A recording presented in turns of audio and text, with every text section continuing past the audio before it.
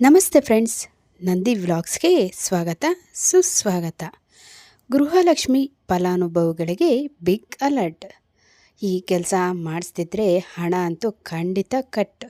ಏನು ಕೆಲಸ ಮಾಡಿಸ್ಬೇಕು ಏನು ಅಂತ ಡೀಟೇಲಾಗಿ ತಿಳಿಸ್ಕೊಡ್ತೀನಿ. ಈ ವಿಡಿಯೋನಂತೂ ಖಂಡಿತವಾಗೂ ಎಲ್ಲೂ ಸ್ಕಿಪ್ ಮಾಡದೆ ಪೂರ್ತಿಯಾಗಿ ನೋಡಿ.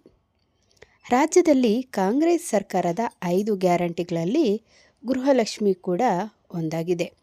ಈ ಯೋಜನೆ ಅಡಿಯಲ್ಲಿ ಪ್ರತಿ ಮನೆ ಯಜಮಾನಿ ಬ್ಯಾಂಕ್ ಖಾತೆಗೆ ತಿಂಗಳಿಗೆ 2,000 ರೂಪಾಯಿಯನ್ನು ಹಾಕಲಾಗುತ್ತದೆ. ಆದರೆ ಇದೀಗ ಹೊಸ ನಿಯಮವೊಂದನ್ನು ಜಾರಿ ಮಾಡಲಾಗಿದೆ. ಇದನ್ನು ಪಾಲಿಸದಿದ್ದರೆ ಅಂಥವರಿಗೆ ಇನ್ಮುಂದೆ ಹಣ ಜಮೆ ಆಗುವುದಿಲ್ಲ. ಹಾಗಾದರೆ ಆ ನಿಯಮ ಏನೆಂದು ನೋಡೋಣ. ಕರ್ನಾಟಕ ಸರ್ಕಾರದ ಅತ್ಯಂತ ಪ್ರಮುಖ ಗ್ಯಾರಂಟಿ ಯೋಜನೆಗಳಲ್ಲಿ ಒಂದಾದ ಗೃಹಲಕ್ಷ್ಮಿ ಯೋಜನೆಗೆ ಸಂಬಂಧಿಸಿದಂತೆ ಮಹತ್ವದ ನಿಯಮವನ್ನು ಜಾರಿಗೆ ತಂದಿದೆ. ಇನ್ಮುಂದೆ ಗೃಹಲಕ್ಷ್ಮಿ ಯೋಜನೆಯ ಮಾಸಿಕ 2,000 ರೂಪಾಯಿ ಹಣವನ್ನು ಪಡೆಯಲು ಫಲಾನುಭವಿ ಮಹಿಳೆಯರು ಬಯೋಮೆಟ್ರಿಕ್ ಮಾಡಿಸುವುದು ಕಡ್ಡಾಯ ಆಗಿದೆ. ಒಂದು ವೇಳೆ ನಿಗದಿತ ಅವಧಿಯೊಳಗೆ ಬಯೋಮೆಟ್ರಿಕ್ ಪ್ರಕ್ರಿಯೆಯನ್ನು ಪೂರ್ಣಗೊಳಿಸದಿದ್ದರೆ ಅಂತಹವರ ಬ್ಯಾಂಕ್ ಖಾತೆಗೆ ಹಣ ಅಂತೂ ಖಂಡಿತ ಜಮೆ ಆಗಲ್ಲ, ಸ್ಥಗಿತಗೊಳಿಸಲಾಗುವುದು ಅಂತ ಸರ್ಕಾರವೂ ಸಹ ತಿಳಿಸಿದೆ. ಯೋಜನೆ ಆರಂಭವಾಗಿ ಯಶಸ್ವಿಯಾಗಿ ಮುಂದುವರಿಸಿದೆ. ಆದರೆ ಇದೀಗ ಕಡ್ಡಾಯ ಬಯೋಮೆಟ್ರಿಕ್ ನಿಯಮ ತರಲು ಸರ್ಕಾರಕ್ಕೆ ಕೆಲವು ಮುಖ್ಯ ಕಾರಣಗಳಿವೆ. ಯೋಜನೆಯಲ್ಲಿ ಅಕ್ರಮ ಅಥವಾ ಅರ್ಹರಲ್ಲದವರ ಹಣ ಪಡೆಯುತ್ತಿರುವುದನ್ನು ಬಯೋಮೆಟ್ರಿಕ್ ಕ್ರಮ ಕೈಗೊಳ್ಳಲಾಗಿದೆ.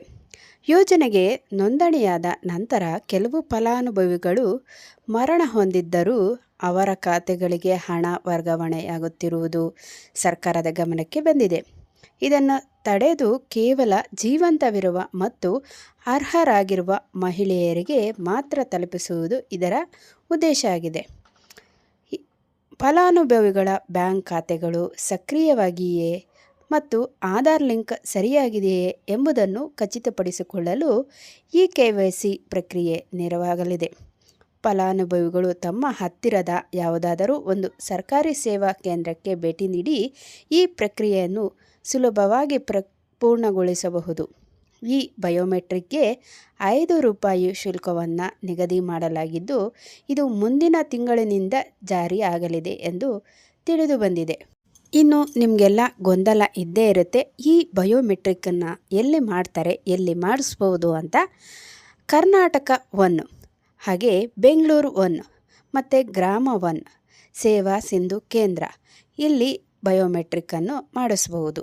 ಬಯೋಮೆಟ್ರಿಕ್ ಅಪ್ಡೇಟ್ಗೆ ಬೇಕಾಗುವ ದಾಖಲೆಗಳು ಏನು ಅಂದರೆ ಫಲಾನುಭವಿಗಳ ಆಧಾರ್ ಕಾರ್ಡು, ಹಾಗೆ ಗೃಹಲಕ್ಷ್ಮಿ ಯೋಜನೆಗೆ ಲಿಂಕ್ ಆಗಿರುವ ಮೊಬೈಲ್ ಸಂಖ್ಯೆ ಕಡ್ಡಾಯವಾಗಿ ಬೇಕಾಗುತ್ತೆ.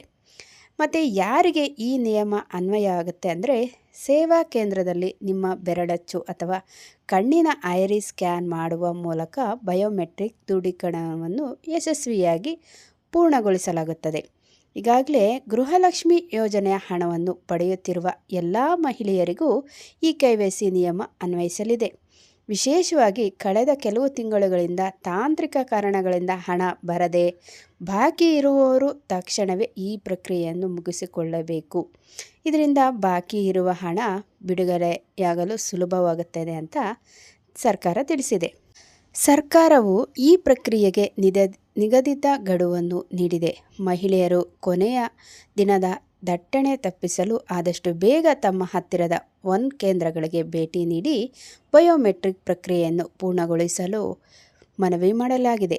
ನಿರ್ಲಕ್ಷ್ಯ ವಹಿಸಿದರೆ ಹಣ ಕೈತಪ್ಪುವ ಸಾಧ್ಯತೆ ಇದೆ ಅಂತ ಸರ್ಕಾರ ತಿಳಿಸ್ತಾ ಇದೆ.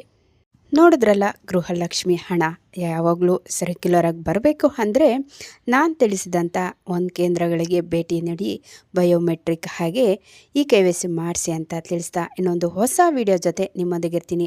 ಅಲ್ಲಿವರೆಗೂ ನಮ್ಮ ನಂದಿ ವ್ಲಾಗ್ಸ್ನ ವೀಕ್ಷಿಸ್ತಾ ಇರಿ. ವೀಕ್ಷಿಸಿದವರೆಲ್ಲರಿಗೂ ಧನ್ಯವಾದಗಳು.